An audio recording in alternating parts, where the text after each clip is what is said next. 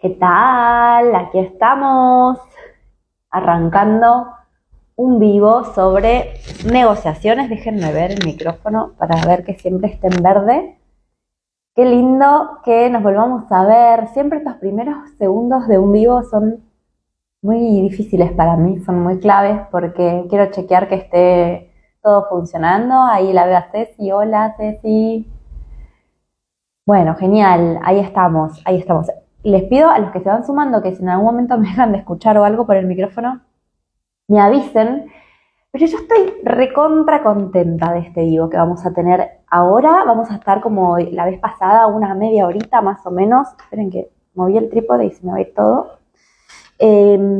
Vamos a estar una media horita, supongo yo, hablando un poco de negociaciones. La semana pasada estuvimos hablando, si no lo vieron a ese vivo, los invito a ir a verlo, sobre lo que nos cuesta exponer a las mujeres, lo que nos cuesta tomar espacios de visibilidad, hacer presentaciones en público, acercarnos al micrófono. Y hoy vamos a estar hablando de una segunda parte muy relacionada a esto y vamos a ver también por qué está muy relacionada y por qué yo uno los dos temas, que es nuestros miedos a negociar o nuestras barreras para negociar. Ya de hecho la palabra negociación tiene toda una carga de qué difícil. Y la verdad es que tenemos que sacarle mucho mito encima a esa palabra, ¿no? Que negociar deje de ser considerada una situación difícil de nervios necesariamente, que deje de estar vinculada a la confrontación, al conflicto. Y vamos a ver también al reclamo. Una de las cosas que me iban diciendo en la cajita de preguntas, yo decía, bueno, ¿cuáles son algunas barreras que tenemos al momento de negociar?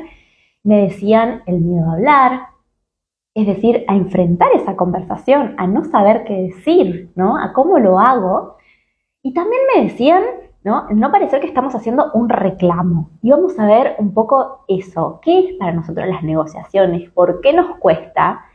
El condimento y el agregado que tenemos las mujeres, de por qué nos cuesta un poquito más a nosotras, y tenemos algunos datos que así lo comprueban, ¿no? Que las mujeres nos cuesta un poquito más esto de plantarnos firme al momento de hacer una negociación. Y por supuesto, las claves, ¿no? Las recomendaciones, qué podemos hacer a partir de ahora para empezar a tener algunas pistas por dónde empezar a tirar del hilo y por cómo empezar a revertir esas situaciones. Así que si están ok, vamos a arrancar.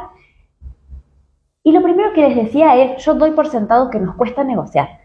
Y eso tiene que ver con que hay algunos datos que ya nos vienen diciendo que, por ejemplo, las mujeres al momento de tener una entrevista laboral y negociar su salario inicial, solamente el 7% de las mujeres lo hace. Esto, por supuesto, es un estudio en un grupo en Estados Unidos, no es que sea aplicable así, pero más allá de los números exactos, me interesa esta comprobación que podemos hacer de que si estamos en una entrevista de trabajo y nos están ofreciendo un sueldo, por querer quedar en ese trabajo, por querer que nos tomen, por miedo a que alguna objeción sea considerada como negativa, sea rechazada o nos saquen del proceso, le decimos que sí a todo. Y en el caso de los hombres no pasa tan así. En el caso de los hombres se animan un poquito más a ese primer paso, ya entrar como estableciendo las condiciones que a ellos les cierren más. Pero no es el único momento en el que también se da eso. Está también comprobado que las mujeres no aplicamos a los puestos en los cuales no nos sentimos 100% preparadas. Esto está comprobado también en algunos estudios y particularmente yo lo confirmo en mi experiencia cotidiana cuando tengo a mis mentoradas o en los cursos, ¿no? En los que decimos, bueno, me quiero capacitar porque siento que me faltan herramientas. O me estoy en un proceso de mejorar mi puesto y siento que me falta algo. Entonces, las mujeres muchas veces nos pasa que si no nos sentimos recontra mil listas para algo, no lo hacemos, no nos animamos, no damos ese paso. No digo que a los hombres no les pase, ¿eh? Lo que estoy diciendo es que identifico que a nosotras nos cuesta un poquito más que al resto y por eso es que digo, bueno, tengamos algunas herramientas extra para cerrar esas brechas, ¿no? Para equipararnos y que esto ya no sea un tema para nosotros. Y esto nos pasa a las mujeres en relación de dependencia al momento de postular a un trabajo, nos pasa a las mujeres que estamos trabajando de manera independiente al momento de fijar precios y poner honorarios, ¿sí? Cuando tenemos que poner esas condiciones iniciales nos cuesta mucho, no sé cuánto cobrar, pero me da miedo aumentar de precio o me da miedo parecer como muy cara y siempre nos tiramos un poquito más abajo, ¿no? Siempre nos tiramos un poquito a menos. Entonces, esta es un poco mi misión hablando de negociación, es empecemos a tener esas conversaciones difíciles, esas conversaciones que nos cuestan. ¿Pero por qué? Porque, así como la vez pasada les decía, si nosotros no estamos ocupando espacios de visibilidad, no estamos ocupando ese micrófono, alguien más lo agarra y a nosotros nos auto relegamos a estar en las sombras, ¿no? Y en el caso de las negociaciones es lo mismo. Si nosotros no nos animamos a tener esas conversaciones y no nos preparamos para que esas conversaciones nos den entrenamiento, nos hagan sentir cada vez más segura, que tenemos más herramientas, que sabemos negociar, vamos a siempre aceptar, ¿no?, las condiciones que nos tocan, siempre lo que nos dé, siempre lo que nos aparezca, y eso nos limita a ir un pasito más allá. Eso nos deja siempre en una zona de confort o de disconfort, pero que es lo conocido y el miedo a no pedir un poquito más o no arriesgar un poquito más o no exigir para, ¿no?, evitar esas situaciones de conflicto, y eso nos deja siempre en un escaloncito, ¿no?, de inconformidad.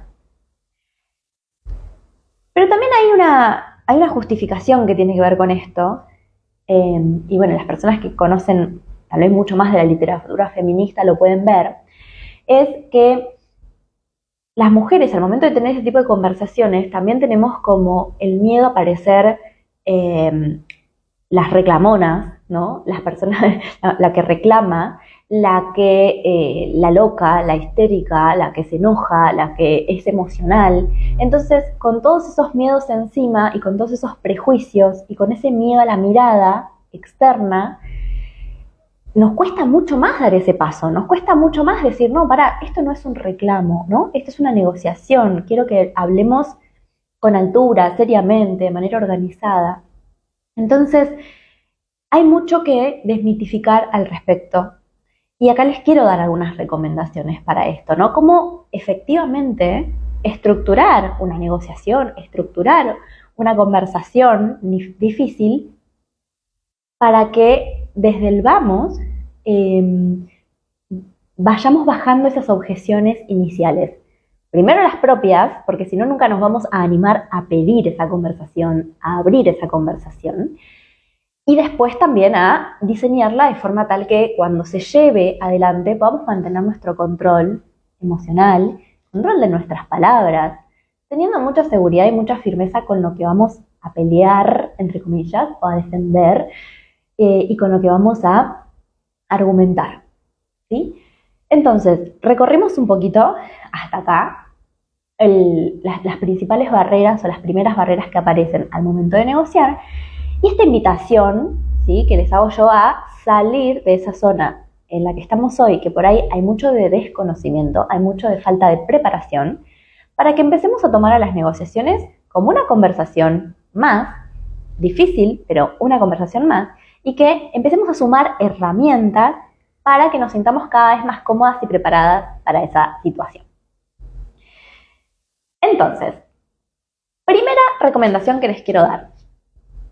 Al igual que la vez pasada que les decía, el primer desafío es animarte a hacerlo. Y en esta semana hice un posteo justamente que decía, ¿no?, el 50% de la batalla es abordar la conversación. Y lo van a ver con todas las conversaciones difíciles y con todas las cosas que nos cuesta. El primer paso es decir, lo hago.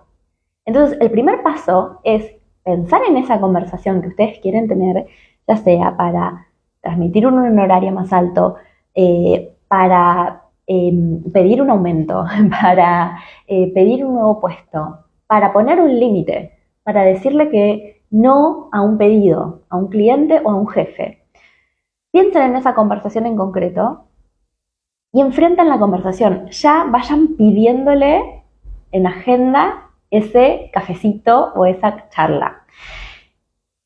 Y necesariamente es algo que van a tener que hacer ustedes, ¿no? El que tiene la demanda o el que tiene la necesidad de tener esa negociación, también tiene en cierta forma la responsabilidad de abrirlo.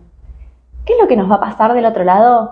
Es probable que si esa conversación es incómoda para la otra persona, no la quiera tener. Entonces nosotros tenemos que tener el control de la situación, entre comillas, y decirle, ¿no?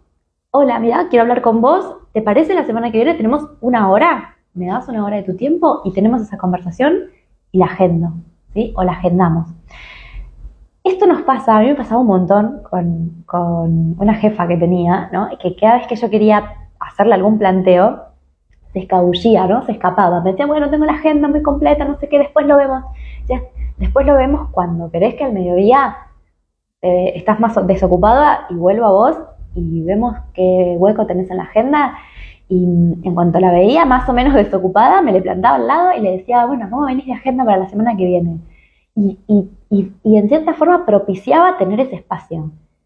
Y a veces te pasa, ¿no? Pero ¿qué es lo que te quieres hablar? ¿Qué es lo que necesitas? No, quiero conversar sobre algo que me está inquietando, ¿sí? Quiero que hablemos un poco de mi futuro, quiero que hablemos un poco de cómo estamos trabajando, ¿sí? Darles algunas pistas generales, ¿sí? No ir con la bomba directa, no, quiero que hablemos de mi aumento de sueldo, pero sí darles algunas pistas generales y propiciar ese espacio en la agenda. Si nosotros no queremos tener la conversación, la otra persona probablemente menos, con lo cual es importante que ahí nosotros tengamos ese primer acto de coraje y darle un espacio. Y darle un espacio en un tiempo determinado. La segunda recomendación que quiero retomar es esto de pensar que las negociaciones pueden ser interpretadas como un reclamo.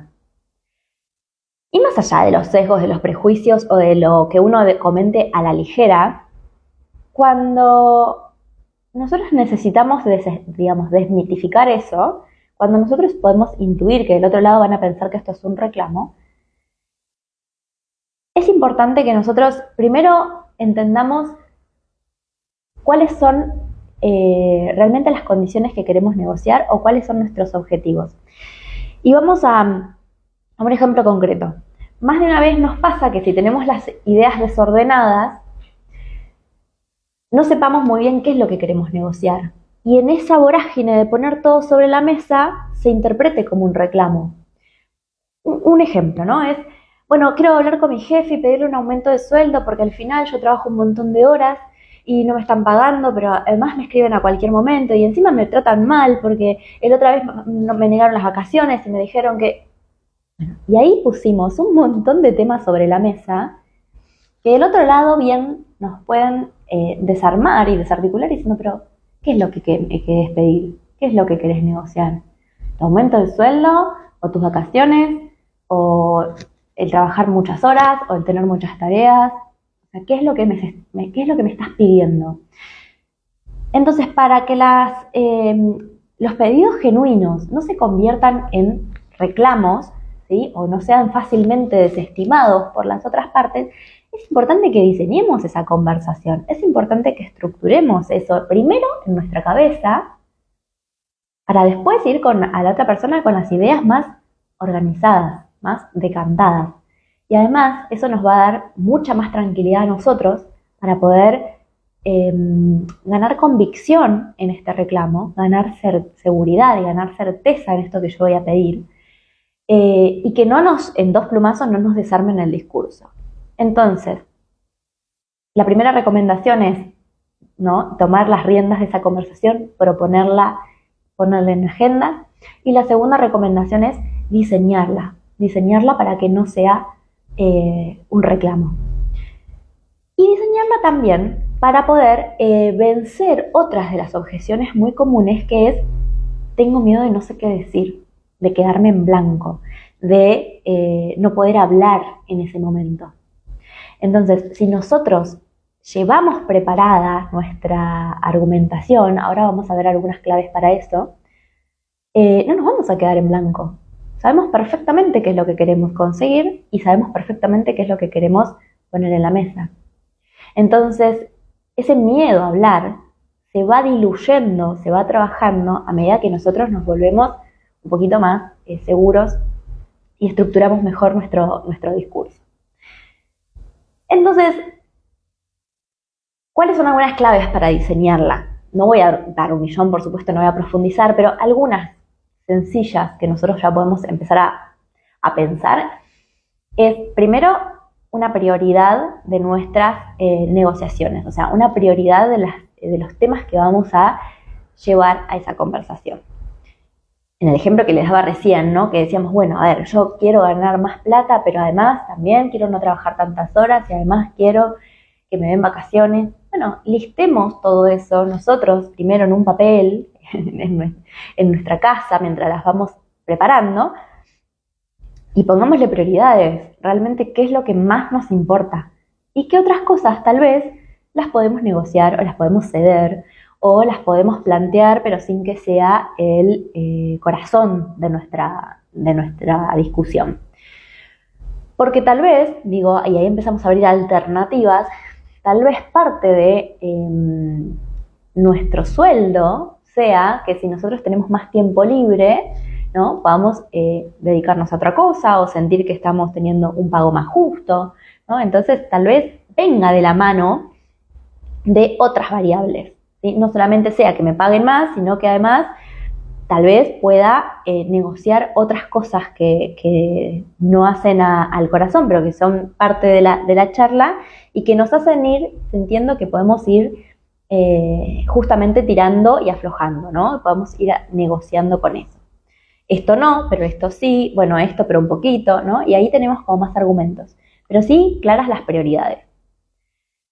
¿Por qué? Porque a veces nos empecinamos también en cosas que después, al final, no eran tan importantes para nosotros, ¿sí? O que no estaba, o que podemos convivir con eso. Y parte de diseñar esa conversación, además de poder establecer esas prioridades, es poder darle una estructura y un orden a nuestras emociones, ¿sí? ¿Qué es lo que me enoja de esta situación? ¿Qué es lo que hace que me salte, ¿no?, la térmica en esta discusión? Para poder conocer primero yo, a mí misma, en qué punto yo pierdo el control. Para poder anticipar esa situación y justamente no desbordarnos, ¿sí? Si yo sé, por ejemplo, que a mi jefe es sumamente divino, pero cuando le hablas de plata se pudre todo, y yo justamente le voy a hablar de plata, tengo que estar preparada para que la persona, al momento de que yo le hable de plata, se ponga a la defensiva. Entonces, si eso al otro lo pone a la defensiva y enseguida va a empezar tal vez a atacarme o a decirme cosas, yo tengo que saber que eso va a pasar. Y tengo que entender cómo puedo gestionar eso para que no me descoloque, para que no me saque de quicio, ¿sí? Porque las conversaciones difíciles tienen esas dos grandes aristas, ¿no?, o formas de verla. Es lo que estamos negociando, lo que estamos debatiendo en sí, el argumento, pero también la parte emocional, la parte que nos desborda, de que si el otro nos dice algo que a nosotros nos nubla la vista y nos saca de nuestro eje. Tiene esa parte emocional de todos los miedos que nosotros llevamos a esa conversación, de ir tal vez con ese pensamiento de que no vamos a lograr nada y que vamos a ir con la batalla perdida. Entonces, ese doble aspecto, lo emocional y lo argumentativo o lo técnico, tenemos que empezar a pensarlos los dos desde antes, ¿sí? ¿Qué cosas me desestabilizan? ¿Qué me puede decir que me duela? ¿Para qué me tengo que preparar? ¿Sí? Eso también es parte de diseñar. Si yo voy a un lugar donde me dicen, si yo voy a una conversación en la que sé que me van a decir que sí, no hay negociación. O sea, es perfecto, es una charla divina. Ahora, si yo voy a una negociación es porque probablemente me digan que no, porque probablemente me refuten cosas, porque probablemente quieran desestructurar mi argumento. Y para eso nos tenemos que preparar antes, incluso pensando todas las alternativas de los no que nos pueden decir. Así nosotros vamos mucho más seguras de que sabemos las alternativas que pueden surgir, por dónde nos va a querer correr. Por eso también digo yo, las negociaciones no hay que pensarlas en general, hay que pensarlas en puntual. ¿Con qué persona? ¿Sobre qué tema? ¿En qué situación voy a negociar? Porque no son todas la misma, ¿sí? A veces tener el monstruo de las negociaciones en la cabeza nos impide tener esta rigurosidad de decir, bueno, pero ¿con quién vas a hablar? ¿Y por dónde te puede correr? ¿Y por dónde te puede decir que no? ¿Mm? Y preparémonos para esos no, ¿no? Esta es otra de las recomendaciones. Preparémonos, porque hay una frase que a mí me gusta mucho que dice, las únicas personas que se ofenden cuando nosotros queremos poner límites son las que se venían beneficiando de que no los pongas, ¿no? Entonces es probable que si vos vas a una conversación con un cliente a decirle, mira, esto que me estás pidiendo no va a ser posible, o esto que me estás pidiendo excede el acuerdo que teníamos, o esto que me estás pidiendo me hace correr tremendamente y no estoy en condiciones de hacerlo. La otra persona probablemente se enoje, se ofusque, si tiene mucha madurez emocional probablemente no, y nos hable desde los argumentos, pero en general a todas las personas nos cuesta tener una comunicación asertiva y manejar nuestras emociones. Entonces es posible que del otro lado nos respondan de manera más brusca, más agresiva o mucho más tenaz cuando nosotros queremos poner un límite, ¿sí? Entonces estemos preparados para eso. Las negociaciones suelen tener esa mala fama justamente porque no nos preparamos, suelen tener esa mala fama porque no podemos diferenciar estos dos carriles, ¿sí? Del que les venía diciendo, que tenemos una parte argumentativa, técnica, en la cual nos podemos preparar, que tiene que ver con el diseño, que tiene que ver con cómo la estructura, que tiene que ver con cómo me pienso los contraargumentos, cómo me llevo los datos que necesito, con qué voy a defender mi negociación. Y tiene otra parte muy emocional en la cual nosotros tenemos que apelar a otro tipo de habilidades más blandas, que es cómo mantenernos tranquilos, cómo mantenernos serenos, cómo manejamos nuestra comunicación no verbal, incluso en una conversación, para que no nos nuble la vista, para que no nos afecte lo que del otro lado nos van a replicar y para que podamos en definitiva, ¿no?, llevar esa negociación adelante. Así que estas son algunas de las recomendaciones que quería darles. No les voy a robar más tiempo en este vivo. Me encantaría que ustedes me puedan ir planteando a medida que vayan viendo este vivo más tarde, si les despertó alguna reflexión, si les sirvió, si tienen alguna duda, si quieren que sigamos abordando estos temas. A mí me encanta hacer vivos. Me parece que son espacios súper accesibles y potentes para poder transmitir un poco lo que sé, responder algunas preguntas y charlar con ustedes. Y esto sé que no alcanza, sé que es una partecita nada más, pero bueno, es una forma de empezar a acercar el tema y de propiciar esta conversación. Saben que las podemos ir profundizando de manera gratuita en la masterclass que les dejé grabada también. Es una masterclass gratuita en la que hablamos de oratoria y de negociación, que la tienen disponible en la bio del perfil, y que también la semana que viene ya arrancamos con el curso donde profundizamos esto un poquito más y donde ustedes van a tener oportunidades de preguntar, de sacarse las dudas, de ejercitar también, porque el conocimiento solamente, que yo los llene de recomendaciones y los llenes de tips y las llenes de estrategias, no sirve de nada, sino nos empezamos a enfrentar en la vida real con estas conversaciones, si no las empezamos a trasladar al plano de la práctica, y vemos ahí con qué nos encontramos. No solamente con las otras personas, con qué nos encontramos del otro, sino con qué nos encontramos de nosotros mismos. ¿Qué notamos que nos pasa? ¿Qué es lo que nos paraliza? ¿Qué es lo que más miedo nos da? ¿Dónde es que perdemos el control? ¿No? Entonces, es importante que también todo lo que sea conocimiento lo apliquemos para poder entender cómo eso se ajusta a nosotros, cómo lo aplicamos a nuestra vida y trabajar en puntual con eso, ¿sí? A mí este es un tema en el que voy a empezar a profundizar cada vez más, porque creo que es sumamente necesario para que las personas puedan avanzar en su carrera, ¿sí? Todo lo que yo hago desde Red de Auxilio saben que tiene este pilar de evolucionar nuestro rol como profesionales, seamos comunicadores internos, seamos de recursos humanos o seamos de cualquier profesión. Y para evolucionar nos tenemos que enfrentar a desafíos. Y los desafíos muchas veces vienen de esta mano, ¿no? De asumir conversaciones más complejas, de si estoy liderando equipos, incluso cómo me voy a preparar para las demandas, las exigencias de equipos cada vez más preparados y más profesionales, con muchos más argumentos y con muchos menos miedos y muchos menos pruritos al momento de negociar, ¿sí? Hoy lo podemos pensar en nosotros negociando con un jefe, pero lo cierto es que a medida que nosotros avancemos en nuestra carrera, las instancias de negociación van a ser cada vez más habituales, porque dejamos nuestros expertices técnicos, ¿sí?, para empezar a tener expertise político. Y me estoy metiendo en otro tema, pero me enganché.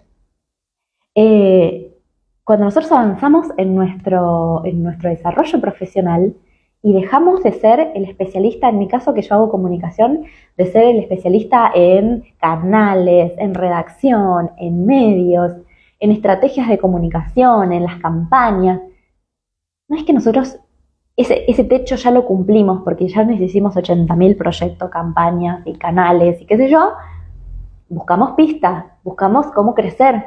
Y para crecer empezamos a decir, bueno, ¿cuáles son puestos de liderazgo? O puestos en los que somos autónomos, ¿sí? Me largo como freelance, me lanzo con mi consultora, o quiero un puesto de liderazgo, con o sin equipo. Hoy saben que el liderazgo ya no necesariamente requiere tener personas a cargo, sino que podemos tener algún rol de especialista, algún rol de agilidad. No necesitamos tener necesariamente equipo en un raviolito, pero sí trabajamos con gente y sí necesitamos negociar todo el tiempo y sí necesitamos hacer acuerdos todo el tiempo.